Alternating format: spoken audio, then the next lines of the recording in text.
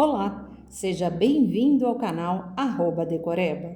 Se você quer memorizar a lei de forma mais rápida e eficiente, já comece assim. Curta, compartilhe e inscreva-se no canal @decoreba. Aqui o foco é direto ao ponto. Vamos começar. Lei 8.112 de 1990, Seção 2, do Auxílio Natalidade. Artigo 196. O auxílio natalidade é devido à servidora por motivo de nascimento de filho, em quantia equivalente ao menor vencimento do serviço público, inclusive no caso de natimorto. Parágrafo 1º. Na hipótese de parto múltiplo, o valor será acrescido de 50% por nascituro. Parágrafo 2º. O auxílio será pago ao cônjuge ou companheiro servidor público, quando a parturiente não for servidora. Seção 3. Do salário família. Artigo 197. O salário família é devido ao servidor ativo ou ao inativo, por dependente econômico. Parágrafo único. Consideram-se dependentes econômicos, para efeito de percepção do salário família. Inciso 1º. O cônjuge ou companheiro e os filhos, inclusive os enteados até 21 anos de idade, ou se estudante até 24 anos, ou se inválido de qualquer idade. Inciso 2º. O menor de 21 anos que, mediante autorização judicial, viver na companhia e às expensas do servidor ou do inativo. Inciso 3º. A mãe e o pai sem economia própria. Artigo 198. Não se configura a dependência econômica quando o beneficiário do salário família perceber rendimento do trabalho ou de qualquer outra fonte, inclusive pensão ou provento da aposentadoria, em valor igual ou superior ao salário mínimo. Artigo 199. Quando o pai e a mãe forem servidores públicos e viverem em comum, o salário família será pago a um deles. Quando separados, será pago a um e outro, de acordo com a distribuição dos dependentes. Parágrafo único. Ao pai e à mãe equiparam-se o padrasto, a madrasta e, na falta destes, os representantes legais dos incapazes. Artigo 200. O salário família não está sujeito a qualquer tributo, nem servirá de base para qualquer contribuição, inclusive para a Previdência Social. Artigo 201. O afastamento do cargo efetivo, sem remuneração, não acarreta a suspensão do pagamento do salário família. Seção 4. Da licença para tratamento de saúde. Artigo 202. Será concedida ao servidor licença para tratamento de saúde, a pedido ou de ofício, com base em perícia médica, sem prejuízo da remuneração a que fizer jus. Artigo 203. A licença de que trata o artigo 202 desta lei será concedida com base em perícia oficial. Parágrafo 1º. Sempre que necessário, a inspeção médica será realizada na residência do servidor ou no estabelecimento hospitalar onde se encontrar internado. Parágrafo 2º. Inexistindo médico no órgão ou entidade no local onde se encontra ou tenha exercício em caráter permanente o servidor e não se configurando as hipóteses previstas nos parágrafos do artigo 230, será aceito o atestado passado por médico particular. Parágrafo 3º. No caso do parágrafo 2º deste artigo, o atestado somente produzirá efeitos depois de recepcionado pela unidade de recursos humanos do órgão ou entidade. Parágrafo 4º. A licença que exceder o prazo de 120 dias no período de 12 meses, a contar do primeiro dia de afastamento, será concedida mediante avaliação por junta médica oficial. Parágrafo 5º. A perícia oficial para a concessão da licença de que trata o caput deste artigo, bem como nos demais casos de perícia oficial previstos nesta lei, será efetuada por cirurgiões dentistas, nas hipóteses em que abranger o campo de atuação da odontologia. Artigo 204. A licença para tratamento de saúde inferior a 15 dias, dentro de 1 ano, poderá ser dispensada de perícia oficial, na forma definida em regulamento. Artigo 205. O atestado e o laudo da junta médica não se referirão ao nome ou natureza da doença, salvo quando se tratar de lesões produzidas por acidente em serviço, doença profissional ou qualquer das doenças especificadas no artigo 186, parágrafo 1º. Artigo 206. O servidor que apresentar indício de lesões orgânicas ou funcionais será submetido à inspeção médica.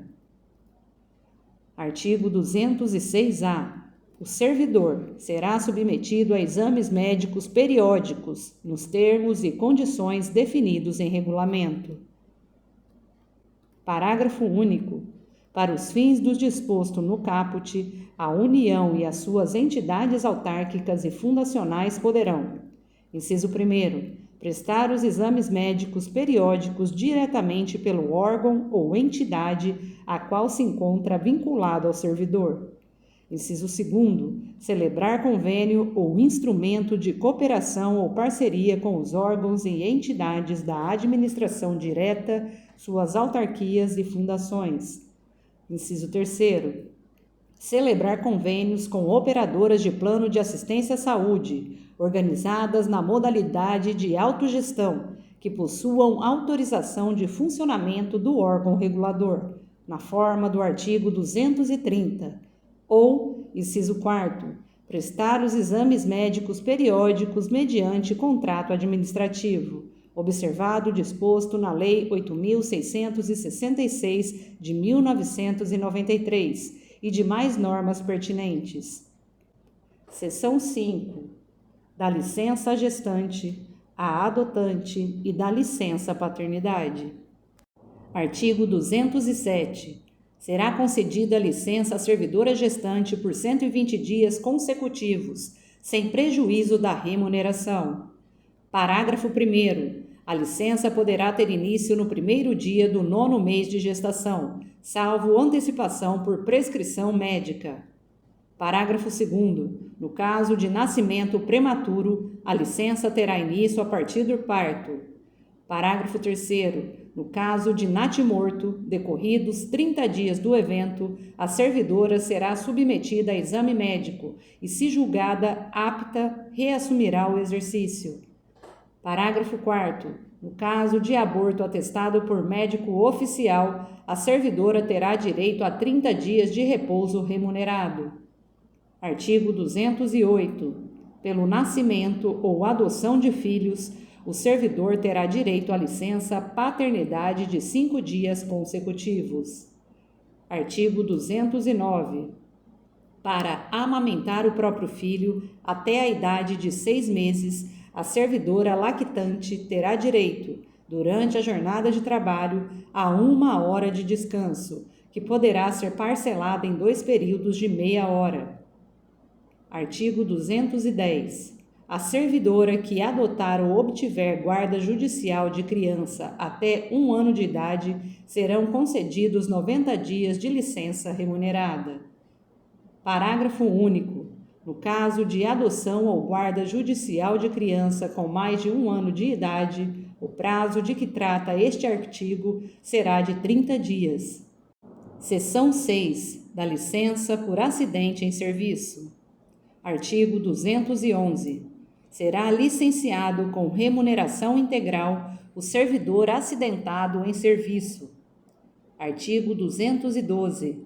Configura acidente em serviço o dano físico ou mental sofrido pelo servidor, que se relacione, mediata ou imediatamente, com as atribuições do cargo exercido. Parágrafo único. Equipara-se ao acidente em serviço o dano, Inciso 1º, decorrente de agressão sofrida e não provocada pelo servidor no exercício do cargo. Inciso 2º, sofrido no percurso da residência para o trabalho e vice-versa. Artigo 213. O servidor acidentado em serviço que necessite de tratamento especializado poderá ser tratado em instituição privada, à conta de recursos públicos. Parágrafo único.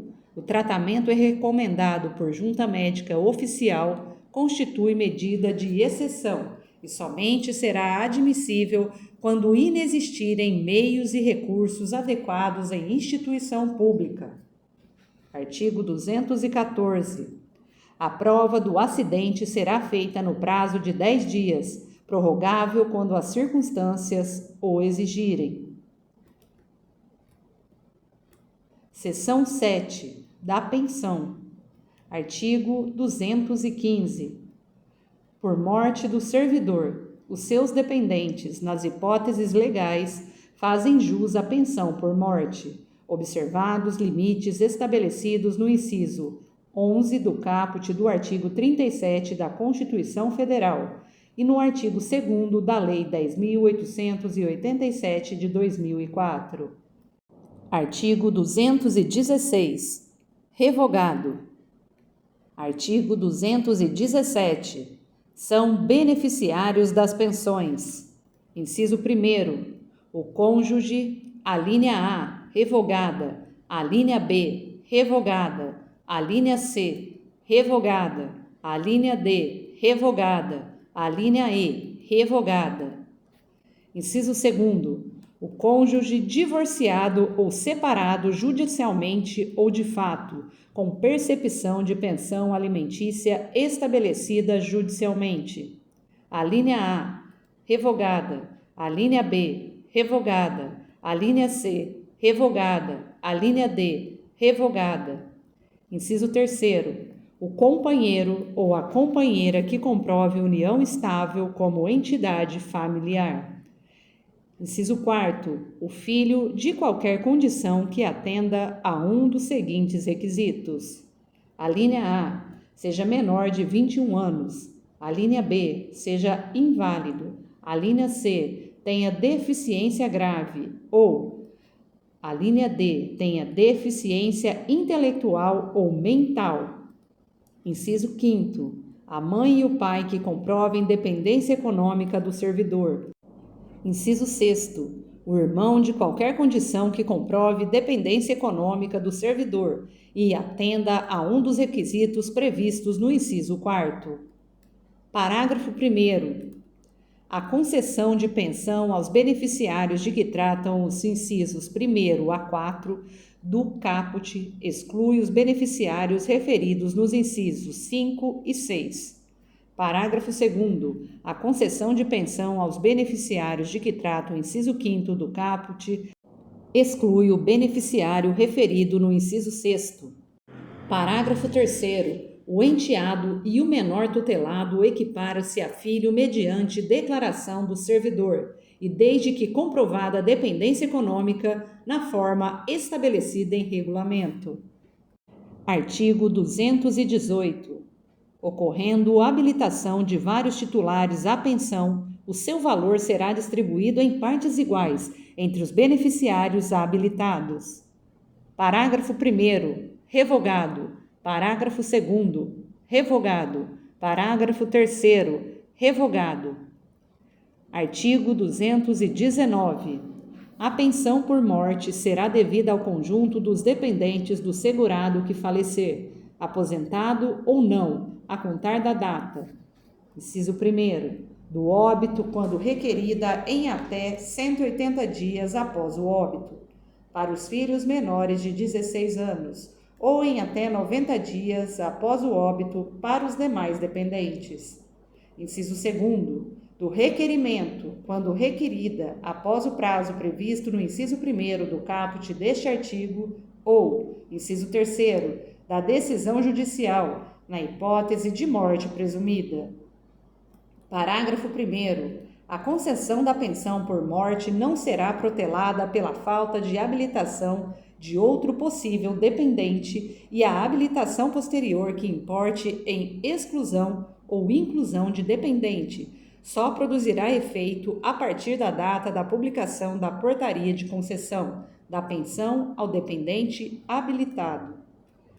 Parágrafo 2º. Ajuizada a ação judicial para reconhecimento da condição de dependente, este poderá requerer a sua habilitação provisória ao benefício de pensão por morte, exclusivamente para fins de rateio dos valores com outros dependentes, vedado o pagamento da respectiva cota até o trânsito em julgado da respectiva ação, ressalvada a existência de decisão judicial em contrário. Parágrafo 3º. Nas ações em que for parte o ente público responsável pela concessão da pensão por morte, este poderá proceder de ofício à habilitação excepcional da referida pensão, apenas para efeitos de rateio, descontando-se os valores referentes a esta habilitação das demais cotas, vedado o pagamento da respectiva cota até o trânsito em julgado da respectiva ação, ressalvada a existência de decisão judicial em contrário. Parágrafo 4º. Julgado improcedente a ação prevista no parágrafo 2º ou parágrafo 3º deste artigo, o valor retido será corrigido pelos índices legais de reajustamento e será pago de forma proporcional aos demais dependentes, de acordo com as suas cotas e o tempo de duração de seus benefícios. Parágrafo 5º. Em qualquer hipótese, fica assegurada ao órgão concessor da pensão por morte a cobrança dos valores indevidamente pagos em função de nova habilitação. Artigo 220. Perde o direito à pensão por morte. Inciso 1º. Após o trânsito em julgado, o beneficiário condenado pela prática de crime de que tenha dolosamente resultado a morte do servidor. Inciso 2º. O cônjuge, o companheiro ou a companheira ser comprovada a qualquer tempo, simulação ou fraude no casamento ou na união estável ou a formalização desses com o fim exclusivo de constituir benefício previdenciário apuradas em processo judicial no qual será assegurado o direito ao contraditório e ampla defesa. Artigo 221. Será concedida pensão provisória por morte presumida do servidor, nos seguintes casos. Inciso 1º. Declaração de ausência, pela autoridade judiciária competente. Inciso 2º. Desaparecimento em desabamento, inundação, incêndio ou acidente não caracterizado como em serviço. Inciso 3º. Desaparecimento no desempenho das atribuições do cargo ou em missão de segurança. Parágrafo único. A pensão provisória será transformada em vitaliciedade ou temporária, conforme o caso, decorridos 5 anos de sua vigência, ressalvado o eventual reaparecimento do servidor, hipótese em que o benefício será automaticamente cancelado. Artigo 222. Acarreta perda da qualidade de beneficiário. Inciso 1º. O seu falecimento. Inciso 2º. A anulação do casamento, quando a decisão ocorrer após a concessão da pensão ao cônjuge. Inciso 3º. A cessação da invalidez, em se tratando de beneficiário inválido, ou o afastamento da deficiência, em se tratando de beneficiário com deficiência, respeitados os períodos mínimos decorrentes da aplicação das alíneas A e B do inciso 7º do caput deste artigo. Inciso 4º. O implemento da idade de 21 anos pelo filho ou irmão. Inciso 5º. A acumulação de pensão na forma do artigo 225. Inciso 6º. A renúncia expressa e, inciso 7º, em relação aos beneficiários de que trata os incisos 1º a 3º do caput do artigo 217. Alínea A. O decurso de 4 meses se o óbito ocorrer sem que o servidor tenha vertido 18 contribuições mensais ou se o casamento ou união estável tiverem sido iniciados em menos de 2 anos antes do óbito do servidor. A linha B, o decurso dos seguintes períodos, estabelecidos de acordo com a idade do pensionista na data de óbito do servidor, depois de vertidas 18 contribuições mensais e pelo menos 2 anos após o início do casamento ou da união estável. 3 anos com menos de 21 anos de idade. 2. 6 anos entre 21 e 26 anos de idade. 3. 10 anos entre 27 anos e 29 anos de idade. 4. 15 anos entre 30 e 40 anos de idade. 5. 20 anos entre 41 e 43 anos de idade. 6. Vitalícia, com 44 ou mais anos de idade. Parágrafo 1º. A critério da administração, o beneficiário de pensão cuja preservação seja motivada por invalidez, por incapacidade ou por deficiência poderá ser convocado a qualquer momento para a avaliação das referidas condições. Parágrafo 2º. Serão aplicados, conforme o caso, a regra contida no inciso 3º ou os prazos previstos nas alíneas B do inciso 7º, ambos do caput, se o óbito do servidor decorrer de acidente de qualquer natureza, ou de doença profissional, ou do trabalho, independentemente do recolhimento de 18 contribuições mensais ou da comprovação de 2 anos de casamento ou de união estável. Parágrafo 3º. Após o transcurso de pelo menos 3 anos e, desde que nesse período se verifique o incremento mínimo de 1 ano inteiro na medida nacional única para ambos os sexos, correspondente à expectativa de sobrevida da população brasileira ao nascer, poderão ser fixadas, em números inteiros, novas idades para os fins previstos nas alíneas B do inciso 7º do caput, em ato do Ministro de Estado do Planejamento, Orçamento e Gestão, limitado o acréscimo na comparação com as idades anteriores ao referido incremento. Parágrafo 4º. O tempo de contribuição a regime próprio de previdência social ou a regime geral de previdência social será considerado na contagem das 18 contribuições mensais referidas nas alíneas A e B do inciso 7º do caput. Parágrafo 5º.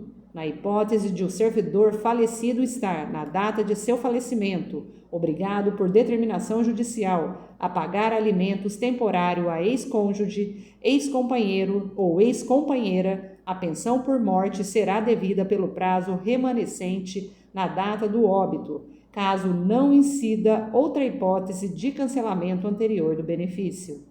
Parágrafo 6º. O beneficiário que não atender à convocação de que trata o parágrafo 1º deste artigo terá o benefício suspenso, observado o disposto no inciso 1º e 2º do caput do artigo 95 da Lei 13.146 de 2015. Parágrafo 7º. O exercício de atividade remunerada, inclusive na condição de microempreendedor individual, não impede a concessão ou manutenção da cota de pensão de dependente com deficiência intelectual ou mental ou com deficiência grave. Parágrafo 8º. No ato de requerimento de benefícios previdenciários, não será exigida a apresentação de termo de curatela de titular ou de beneficiário com deficiência, observados os procedimentos a serem estabelecidos em regulamento. Chegamos ao fim de mais um áudio. Este conteúdo foi produzido em maio de 2026. Lembre-se, a repetição é a chave da memorização. Ouça sempre que puder, curta, compartilhe e inscreva-se no canal @decoreba. Bons estudos e até o próximo áudio.